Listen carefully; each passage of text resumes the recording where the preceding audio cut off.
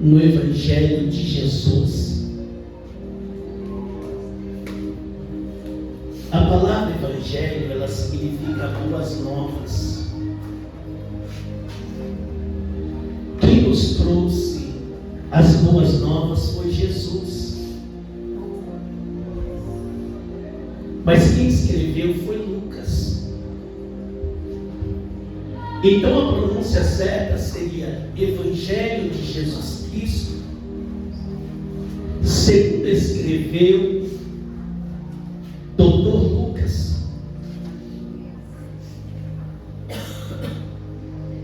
Sempre é bom a gente lembrar que Lucas escreveu 2 livros no Novo Testamento: o Evangelho que leva o seu nome e o livro de Atos dos Apóstolos. Não se esqueça nunca disso. O Evangelho que leva o seu nome e o livro de Atos dos Apóstolos. Para quem que Lucas escreveu? Para um homem chamado Teófilo. Lucas capítulo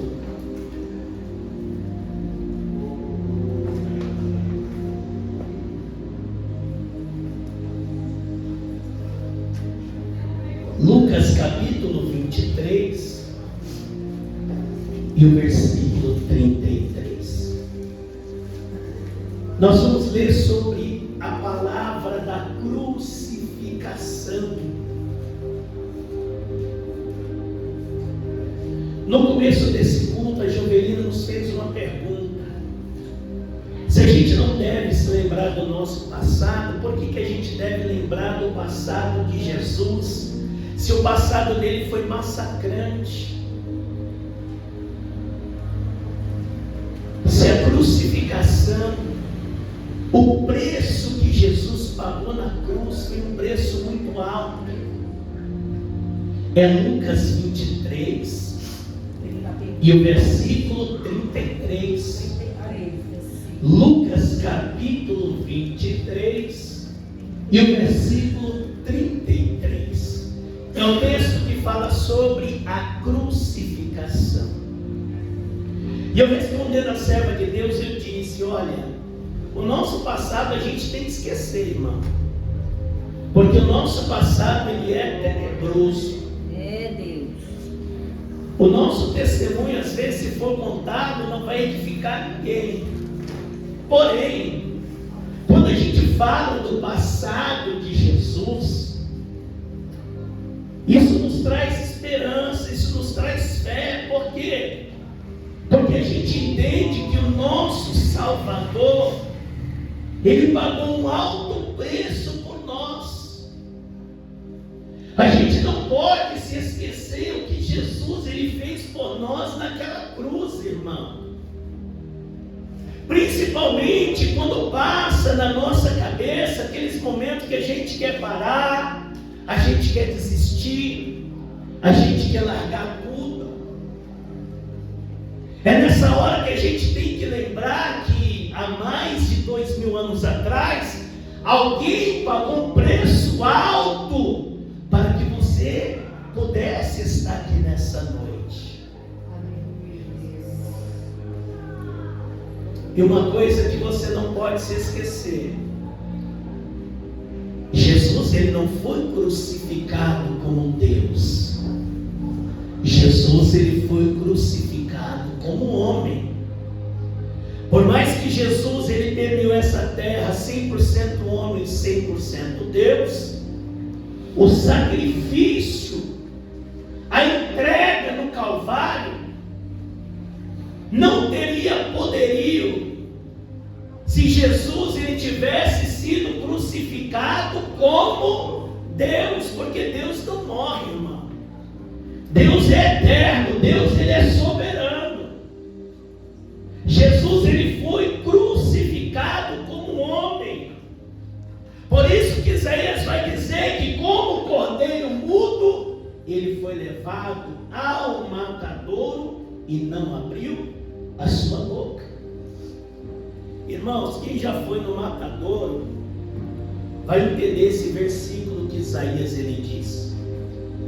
O animal parece que quando ele está sendo levado para ser sacrificado, ele começa a gritar.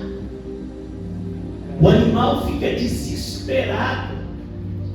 Parece que ele sabe que vai morrer. Ao contrário de Jesus, porque a Bíblia diz que Jesus é o Cordeiro de Deus. E como Cordeiro, ele ficou mudo quando ele foi levado para ser crucificado. Quando a Bíblia diz que ele estava mudo, irmão, é porque ele não reclamou. É porque Jesus ele não blasfemou. É porque Jesus ele não xingou. Você percebe que muitas vezes nós somos o oposto do nosso Cristo. É Deus. Porque Jesus, irmão, estava pagando um preço, uma dívida que não era dele, era nossa. Ele teria muitos motivos para reclamar e até desistir do Calvário.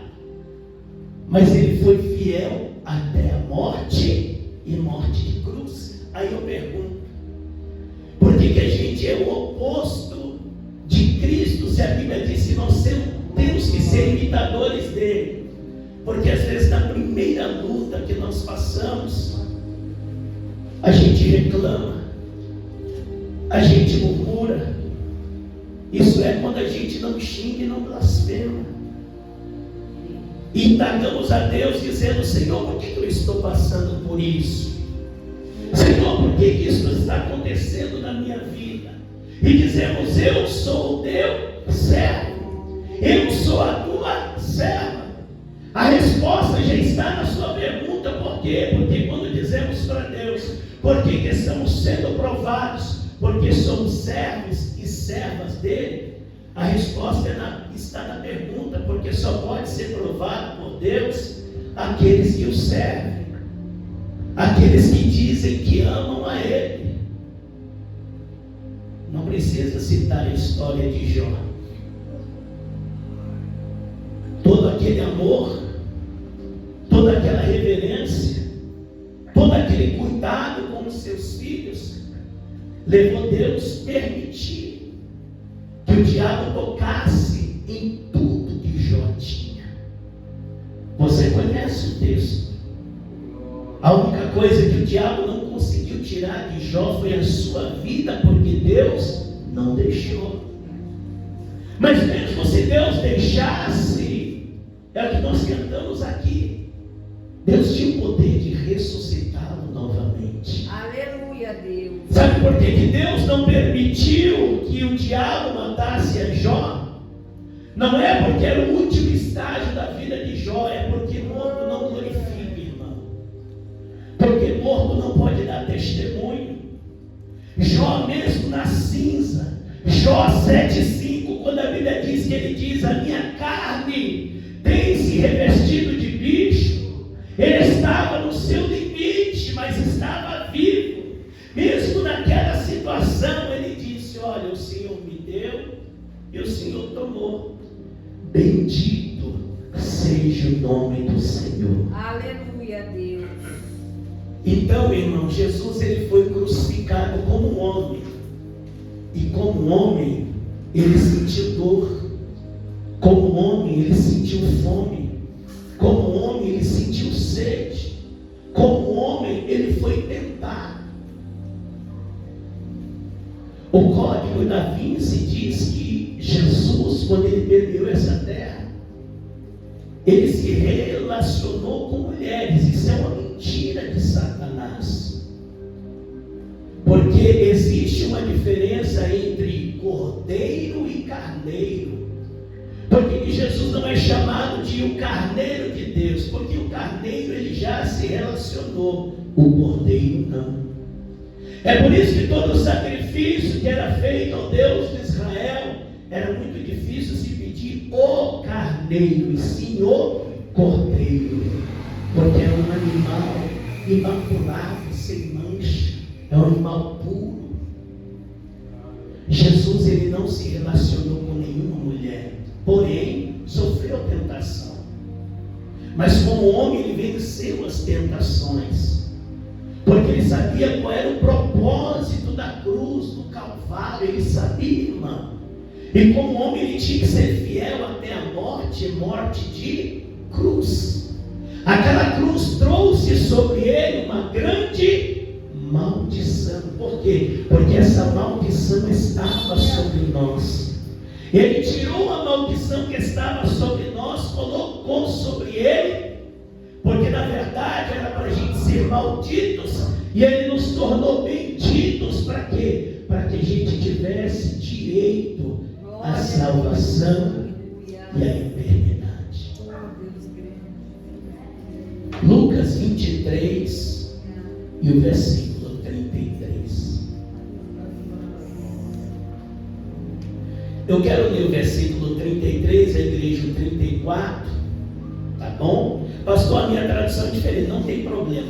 Leia do jeito que está aí, irmão, do jeito que está na sua Bíblia, mas leia, participe. Jesus, ele quer nos edificar aqui nessa noite. Amém, Jesus, ele quer nos fortalecer aqui nessa noite. Se a gente pudesse colocar um tema nessa ceia, eu diria para vocês: é a ceia do fortalecimento. Oh, Porque aleluia, ele vai nos fortalecer na eu presença creio, dele. Jesus. Lucas capítulo 23 e o versículo 33. Eu vou ler o 33, eu vou dar uma explicação e a igreja vai ler o 34. Todo mundo está com a Bíblia? Amém. E quando chegaram ao lugar chamado A Caveira. Por que o lugar chamado A Caveira? Se você chegar em Israel e olhar para o monte da crucificação, se você fizer uma pesquisa, você já vai ter a imagem. Parece que aquele monte tem a imagem de uma caveira. Por isso que é chamado A Caveira. Ali o crucificaram, e aos malfeitores um à direita e o outro à esquerda. E dizia Jesus. Espera aí, só uma pessoa trouxe a Bíblia? Todo mundo, irmão, eu vou contar até 3. 1, 2, 3, aí você lê aí, versículo 34. 1, 2, 3. E dizia Jesus: Pai, perdoa-lhes, porque não sabem o que fazem. E repartiu seus vestes, lançaram a sorte. E dizia Jesus: Pai, perdoa-lhes, porque não sabem o que Fazem. Aí eu pergunto para vocês: será que os judeus não sabiam o que eles estavam fazendo com Jesus? Eles são loucos, irmão. Será que os judeus não sabiam o que eles estavam fazendo com Jesus? Que oração é essa de Jesus lá na cruz? Pai, perdoa eles, porque eles não sabem o que fazem. Você entende, irmão, a intensidade de se perdoar? Você entende a intensidade, irmão, da gente não guardar mágoa, ódio, raiva, rancor de ninguém? Se o próprio Cristo, na hora da sua crucificação, ele estava pedindo ao Pai: Pai, perdoa eles, porque eles não sabem o que fazem. Agora eu pergunto, por que às vezes a gente tem dificuldade de perdoar, irmão? Se o maior exemplo de perdão foi Jesus. Jesus estava nos ensinando, irmão, que você não tem que odiar ninguém. Você não tem que ter no seu coração rancor de ninguém. Você não pode ter mágoa de ninguém. Porque o nosso coração, irmão, é a terra. Eu vou dizer uma coisa séria para vocês. Sabe por que a palavra de Deus não tem mais efeito na vida de muitos? Porque o seu coração, irmão, já foi tomado pela mágoa, pelo ódio, pelo rancor. O nosso coração é uma terra, a palavra é a semente. Se o seu coração já estiver ocupado, quando alguém plantar a palavra, ela não vai frutificar, ela não vai crescer, porque o seu coração já está ocupado. A gente tem que aprender, irmão, a perdoar. Você tem que aprender a perdoar. Certo dia disseram: Senhor, quantas vezes eu devo perdoar? Ele disse: olha, uma conta fácil, 70 vezes 7. Não precisa nem de calculadora. Aí a pessoa vai ficar na contagem que Jesus disse que tem que perdoar 70 vezes 7. A questão não é a quantidade de vezes que você tem que perdoar. Jesus estava ensinando que a todo momento nós devemos perdoar. E uma coisa interessante, você prestou atenção que quando alguém nos magoa, a gente pensa assim: eu vou perdoar a pessoa porque a pessoa me magoou. Mas na verdade, irmão, você não tem que esperar o perdão da pessoa para você liberar perdão. Você tem que chegar diante da pessoa e dizer: eu te perdoo, eu não tenho mágoa, eu não tenho rancor, eu não tenho nenhum sentimento ruim no meu coração contra você.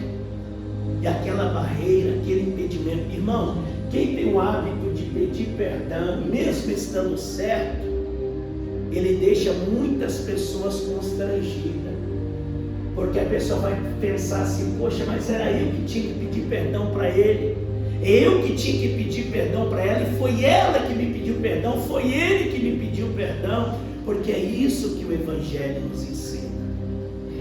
Jesus, como homem, ele poderia ser o homem mais rancoroso da terra, irmão, porque como homem ele poderia dizer: gente, eu vim na terra para salvar vocês, ao invés de vocês me dar um trono, porque eu sou rei, vocês me deram uma cruz. Eu sou rei, ao invés de vocês me derem uma coroa de ouro, vocês me deram uma coroa de espinho.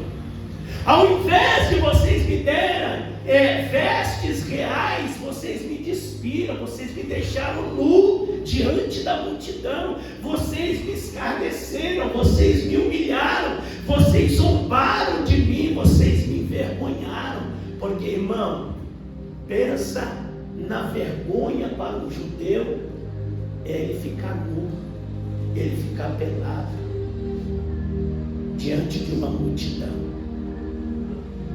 E dizia Jesus: Pai, perdoa-lhes, porque não sabem o que fazem. E repartindo as suas vestes, lançaram sorte. Isso aqui eu já falei, que o povo disse que Jesus andava igual mendigo, né, irmão? Tem um povo aí fora que diz que o nosso Cristo, quando ele andou aqui na terra, ele andava igual mendigo. Não, a Bíblia nunca disse isso. Tanto é que a Bíblia diz que aqueles que o crucificaram lançaram sorte das suas vestes. Por quê? Porque as suas vestes valiam alguma coisa, ao ponto da sua veste ser linho finíssimo. Não era qualquer um que usava a roupa que o nosso Jesus ele usava. Eu vou ler o 35 e vocês vão ler o 36. Você está com a Bíblia aberta aí? Amém. Não se esqueça que é noite de ceia, viu, irmão? Jesus, ele quer que a gente reflita sobre a nossa vida nessa noite. Amém. Alguém quer morar no céu? Amém, Jesus. E o povo estava olhando, olha só, e o povo estava olhando, e também os príncipes zombavam dele, dizendo: aos outros salvou, salva-se a si mesmo. Eu continuo a leitura. Jesus, ele sofreu zombaria, Jesus, ele sofreu escárnio, Jesus, ele sofreu humilhação, Jesus, ele foi envergonhado. Quem aqui já passou alguma vergonha diante de mais de uma pessoa? Levanta a mão. Todos nós, irmão, já passamos uma vergonha. Qual é o sentimento de vergonha? É você querer se esconder, irmão. É você querer apagar da sua mente aquele momento de vergonha que você passou. Agora imagine Jesus sendo escarnecido na presença de uma grande multidão. E pior, mesmo que ele quisesse que a pessoa se esquecesse daquilo que aconteceu com ele, por mais que a gente sinta a sua história, mesmo não escarnecendo a ele, mas eu estou falando de algo que aconteceu há mais de 2000 anos atrás.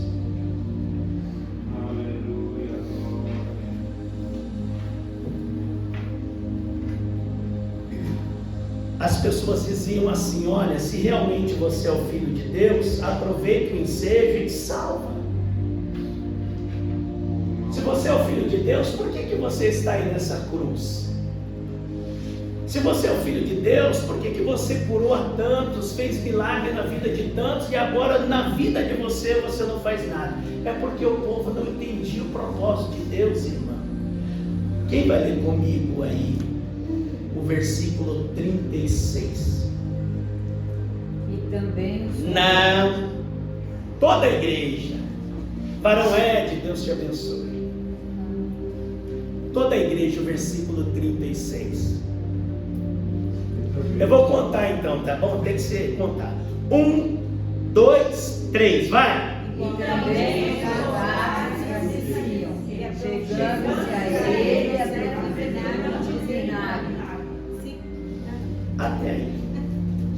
E também os soldados escarneciam dele, chegando-se a ele e apresentando-lhe vinagre.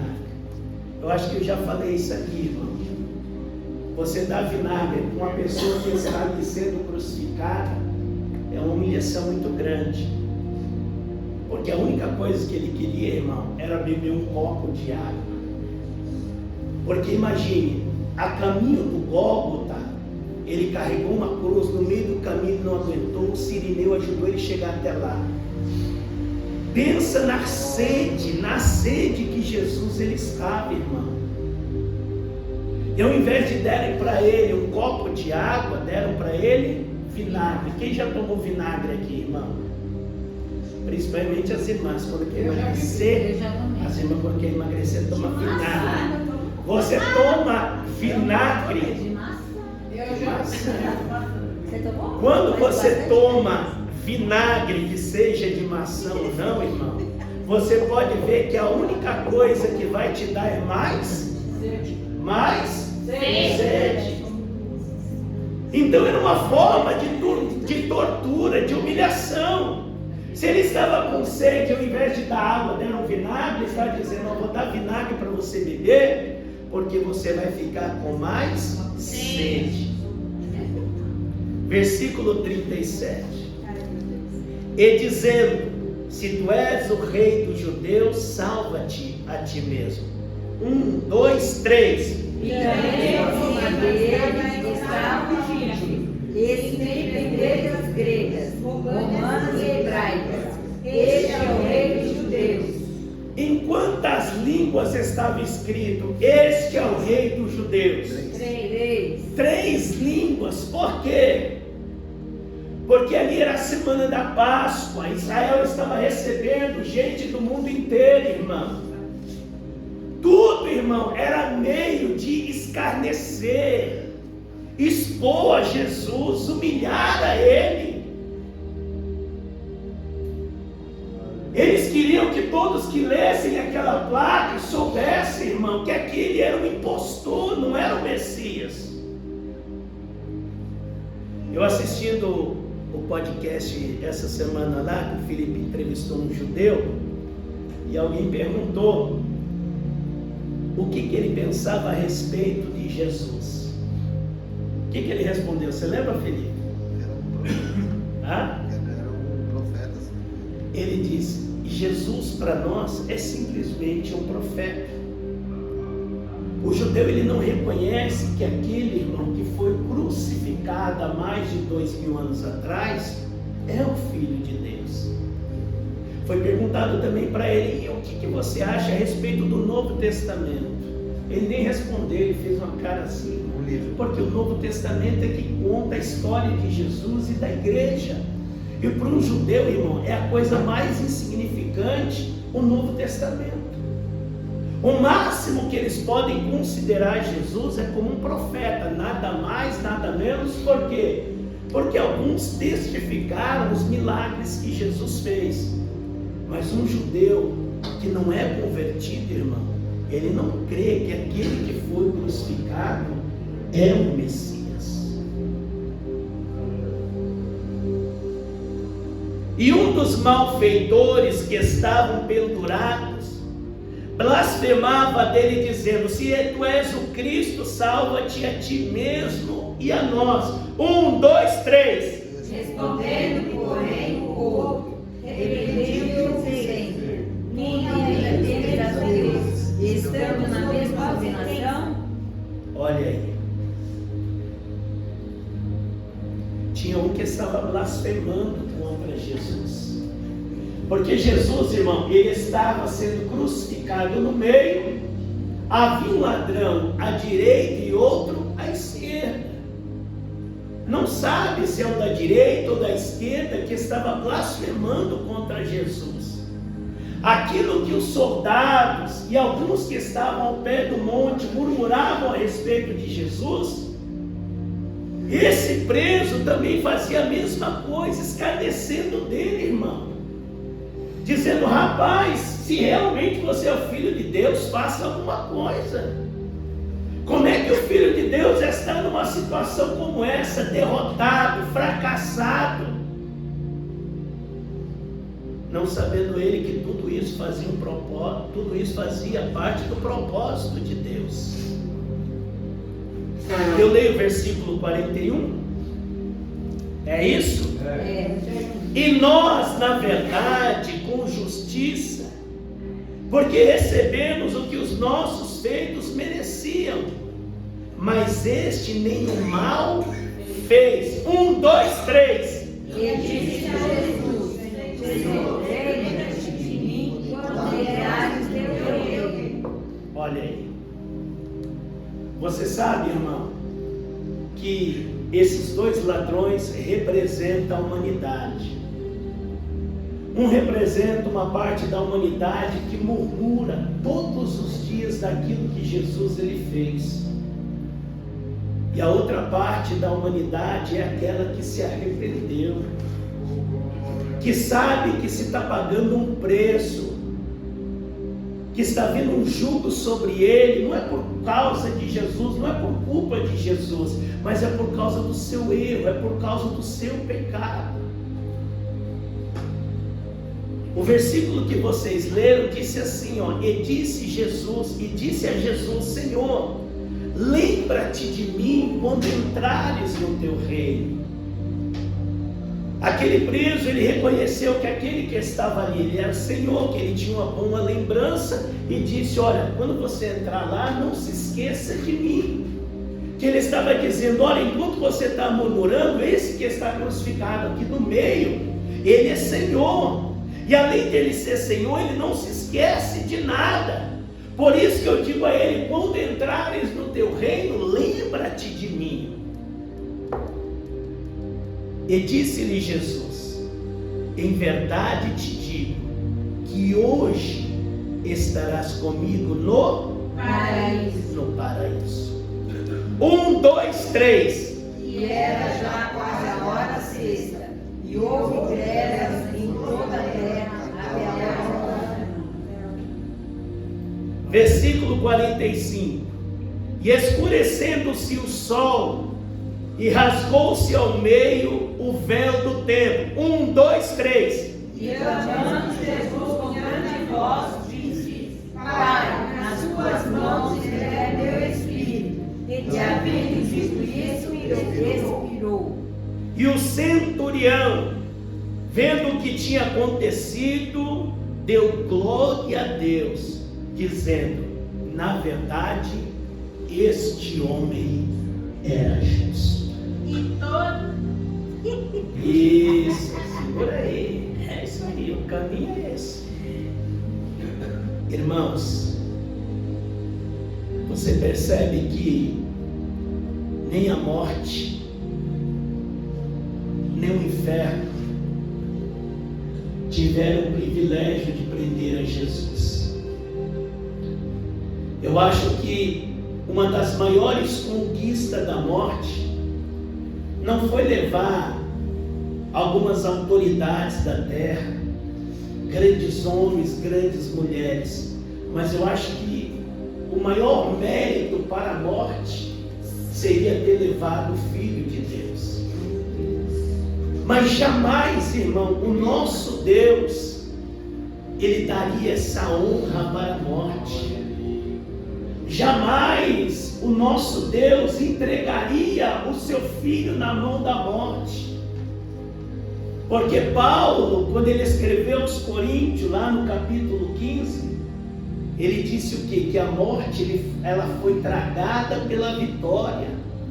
Nós estudamos aqui numa terça-feira, aonde que Paulo disse: ó morte, aonde está a tua vitória? Porque não foi a morte que levou Jesus, foi Jesus que se entregou a ela. Ele disse: Pai, eu entrego o meu espírito. Quando ele disse: Pai, eu entrego o meu espírito, está dizendo: chegou o meu momento, eu cumpri o propósito, agora eu posso me entregar. Aí muitos podem dizer: mas isso é muito relativo, porque de qualquer maneira Jesus morreu. Pelo contrário, irmão, todo mundo que está na hora da morte, a única coisa que ele não quer é morrer. Ele vai fazer de tudo para viver. E Jesus disse: Pai, eu entrego nas tuas mãos o meu espírito. Para finalizar, é o 47 ou é o 48? É interessante porque o centurião aqui, ele deu glória a Deus. Alguém poderia dizer: poxa, mas dá glória a Deus porque o Filho de Deus, ele morreu. É porque além dele reconhecer que aquele que estava sendo crucificado não era qualquer um, ele entendeu que a morte de Jesus tinha um propósito. A morte do Senhor havia um propósito. 1, 2, 3. E toda a multidão se ajuntava ao espetáculo, vendo o que havia acontecido, voltava batendo os peitos. Olha aí. Nunca na história de Israel, irmão, houve tanto espetáculo como houve na morte de Jesus. Tem pessoas que acham que a crucificação de Jesus e daqueles 2 ladrões foi a única. Não. Os romanos já tinham costume de crucificar as pessoas, irmão. Mas espetáculo, show, como aconteceu no dia da crucificação de Jesus, nunca houve na história. Porque aconteceram coisas com Jesus como nunca tinha acontecido com outras pessoas que foram crucificadas. Uma delas era o quê? A questão do açoite. Todo aquele que sofria açoite, ele tinha que ser liberado, irmão. Porque alguém que era condenado à crucificação não poderia ser açoitado, porque já ia ser morto. Era nada mais, nada menos do que um massacre.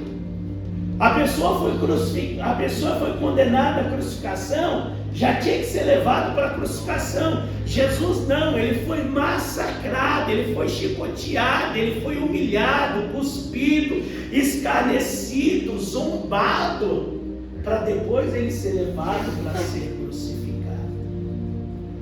Aquela questão de a pessoa estar condenada a carregar sobre os seus ombros uma cruz que pesava aproximadamente 140 quilos, porque na verdade era só o madeiro onde ficariam os braços, porque a estaca já estava lá. Então ele carregava simplesmente o madeiro que estava sobre os seus braços. Só aquele madeiro, irmão, já pesava aproximadamente 140 quilos. Pode entrar, Roseli e Daniel, fica à vontade, vaso. Roseli, entra, vaso, você está ali, a sua mamãe está ali, pode entrar, fica à vontade, vaso. Então, igreja, você já parou para pensar se era difícil carregar uma madeira com 140 quilos, você não estando machucado? Imagine você com o corpo todo dilacerado e com peso de 140 quilos nas costas. Aconteceram coisas com Jesus que nunca tinha acontecido na história. Mas mesmo assim o nosso Jesus, ele permaneceu fiel. É o que eu disse, irmão, antes da gente ler essa palavra. A gente tem que descartar da nossa cabeça todas as possibilidades da gente desistir, da gente parar. Como igreja, nós precisamos entender uma coisa, que o nosso propósito é os céus. Terça-feira nós estudamos aqui, por que eu não quero ir para o inferno? Eu pedi para os irmãos ler aqui, Salmo 9, versículo 17. Quando a Bíblia diz que os ímpios serão lançados no inferno e todas as nações que se esquecem de Deus. Ninguém quer ir para o inferno.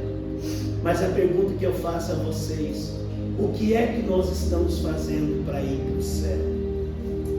O que é que nós estamos fazendo para ir para o céu, irmão? Se a Bíblia diz que o céu, ele é ganhado à força. O céu, ele é ganhado à força. Nós precisamos, irmão, como igreja, refletir a respeito da nossa vida com Deus. Precisamos parar e analisar o que é que nós estamos fazendo da nossa vida com Deus. Como que nós estamos aproveitando essas 24 horas que Deus ele tem nos dado? Eu já mostrei para vocês aqui. O dia tem 24 horas. Quem trabalha 8 horas vai sobrar quantas horas? 6. Demorou. O dia tem 24 horas. Se eu trabalho 8 horas, quantas horas vai sobrar? 16. Dessas 16 horas, vamos tirar aí, vai que você dormiu. 8 horas. Quantas horas sobram? 8. O que a gente está fazendo com essas outras 8 horas que nós temos? O que a gente está fazendo? Você já parou para pensar? Nós temos 8 horas, irmão, que a gente precisa analisar o que é que nós estamos fazendo com ela.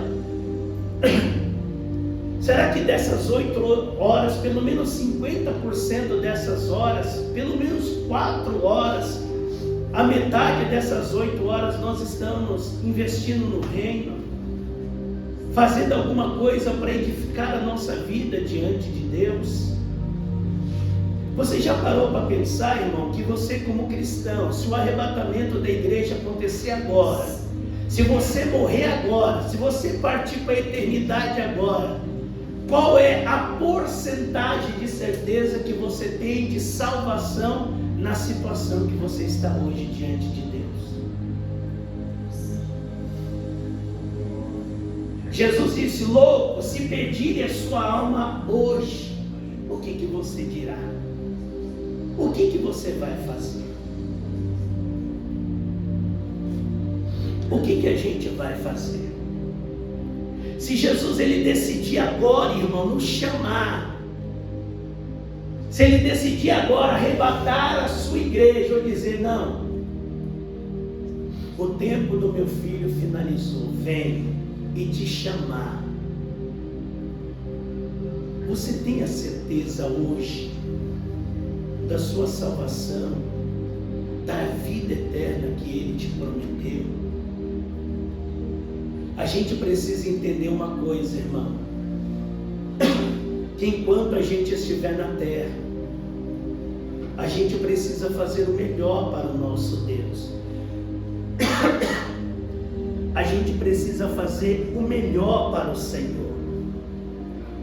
Porque na eternidade, irmão, a gente vai prestar conta a Deus de tudo que a gente fez e aquilo que a gente deixou de fazer.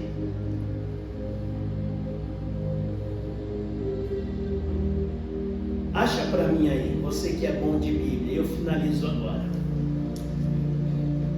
Senhor, Senhor, em teu nome, onde está escrito?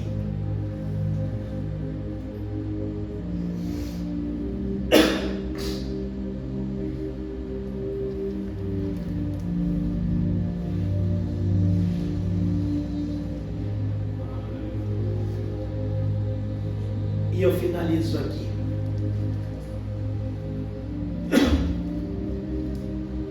Quem encontrou pode ler bem alto.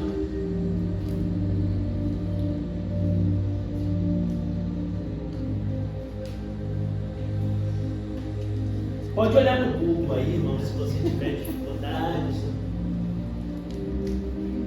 Muitos me dirão naquele dia: Senhor, Senhor, não profetizamos nós em teu nome? E em teu nome não expulsamos demônios? E em teu nome não fizemos muitas maravilhas? Então lhes direi abertamente: nunca vos conheci, apartai-vos de mim, vós que praticais a iniquidade. Todo aquele, pois, que escuta estas minhas palavras e as pratica, assemelhar-me ao homem prudente que edificou a sua casa sobre a rocha. Até aí. Amém. Eu estava analisando esse texto, eu disse, esse texto ele tem que acontecer em um momento da história. Porque Jesus ele falou essas palavras de uma forma aleatória, irmão. Ele entregou a profecia, mas a profecia ficou no ar. E eu falei, quando é que essa profecia ela vai se cumprir? Porque em algum momento da história essa profecia vai se cumprir. E se você analisar tanto as epístolas como os evangelhos, essa profecia só vai se enquadrar em um momento da história. Em um momento da história, em nenhum outro momento da história, essa profecia ela vai se cumprir. E quando será? Quem sabe? No juízo final. Porque nem existe nenhum momento, irmão, na história de Jesus se apresentar diante de uma pessoa que profetizou e que foi usado por ele e dizer que não conhece a ele e condenar a ele. Quando já existe palavra de condenação na Bíblia, irmão, são que episódios de Apocalipse, capítulo 20, versículo 11. Quando Jesus ele leu esse texto, onde é que você leu, Sara? Mateus 7:22. Mateus 7:22, você vai entender que Jesus estava se referindo aos crentes. Aos crentes. O pecador, o ímpio, o incrédulo vai dizer naquele dia: Senhor, em teu nome eu profetizei. Quem é que profetiza, irmão? O profeta, mas quem mais? Os crentes. Não os crentes que são usados por Deus. Você entende que pela palavra de Deus, irmão, haverá pessoas reprovadas por Deus naquele dia, mesmo sendo usadas por Deus, mesmo tendo um dom de Deus. Como que uma pessoa, irmão, que tem um dom de Deus, como que uma pessoa é usada pelo Espírito de Deus, e naquele dia Jesus vai dizer: eu nunca vos conheci. E eu explico e finalizo aqui. Irmãos, para a gente fazer a obra de Deus não é do nosso jeito. Você dizer, eu vou fazer a obra de Deus, não é bem assim. Até para a gente fazer a obra de Deus tem que ser do jeito que Ele quer. Porque quando nós dizemos, eu vou fazer a obra de Deus, a gente faz do nosso jeito e não estamos preocupados em saber se Ele está se agradando daquilo que nós dizemos que estamos fazendo para Ele. A reprovação dessas pessoas, irmão, é por causa disso. Porque as pessoas dizem, eu estou fazendo para Deus, eu estou fazendo a obra de Deus, eu estou fazendo isso e aquilo outro para Deus. Mas você já perguntou para Deus se o que você está fazendo é o que Ele quer que você faça? Porque a gente precisa cumprir, irmão, o nosso propósito na terra conforme a vontade de Deus. Você tem que falar, Senhor, eu quero ser usado por Ti, mas como é que eu faço, Senhor? Como é que eu faço para fazer a Tua obra, fazer o Teu querer, ser usado por Ti? Até para fazer a obra de Deus tem que ser do jeito dele, irmão. Não se empolgue, irmão, não se empolgue. Não se empolgue Você vê na televisão milagre, você vê isso, você vê aquilo. As pessoas são atraídas por isso, mas Deus não é atraído por isso. Pastor, mas como que Deus vai usar uma pessoa se Ele não se agrada? Aí está a questão, irmão. O dom é uma questão muito pessoal, irmão. O dom é uma questão muito pessoal. Pode uma pessoa ter um dom, ser usado por Deus e naquele grande dia ser reprovado para a salvação. Porque o dom, ele não salva ninguém. O que nós precisamos entender é que a gente precisa se enquadrar no propósito e na vontade de Deus. Sabe quando é que a pessoa tem certeza da sua salvação? Se a trombeta tocar agora ou ele morrer, é quando ele tem a certeza que ele está no centro da vontade de Deus e está fazendo a vontade do Senhor. Pergunta para você mesmo: será que você está fazendo a vontade de Deus? Pergunta para você mesmo se você está fazendo a vontade de Deus. Vem cá, pastora Sueli.